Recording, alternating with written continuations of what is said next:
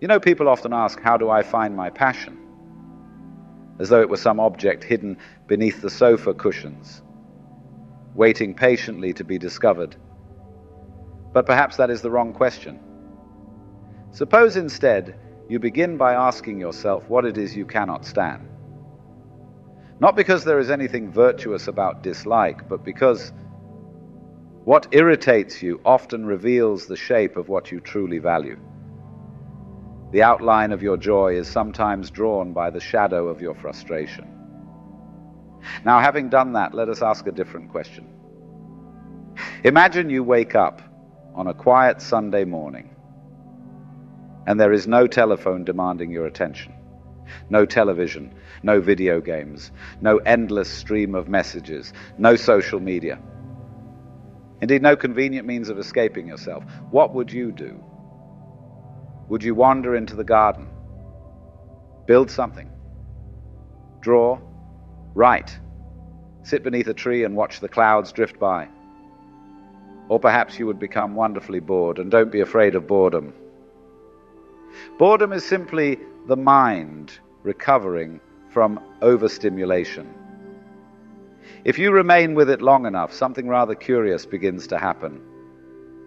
Beneath the constant chatter of distraction, you begin to hear a quieter voice. Your passions rarely shout. They whisper. This is why practices such as meditation and journaling are so valuable. They are not exercises in becoming a better person. They are simply ways of becoming quiet enough to hear what has been speaking all along. Now, another curious thing is that we imagine our passions to be fixed, as though somewhere in the universe there exists one perfect destiny with our name engraved upon it. But life is not like that. Your tastes change. Your interests mature. The person you become at 40 will smile gently at the enthusiasms you held at 20. Passion is less like finding buried treasure and more like tending a garden. Whatever receives your attention begins to grow. Then return to those things you once said you hated. Perhaps you love physics but dislike writing.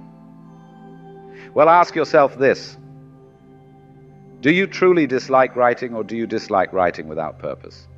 You see, the strange thing is that almost any task becomes enjoyable when it serves something you deeply care about. What once felt like a burden becomes part of the dance. The mistake is believing that passion removes difficulty. It does not. Rather, it transforms the meaning of difficulty.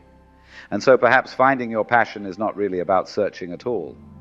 It is about becoming still enough to notice what has always drawn you, patient enough to let it evolve, and courageous enough to follow it wherever it leads. For the things that matter most in life seldom announce themselves with great fanfare. They arrive quietly, like a whisper waiting for someone who has finally learned how to listen.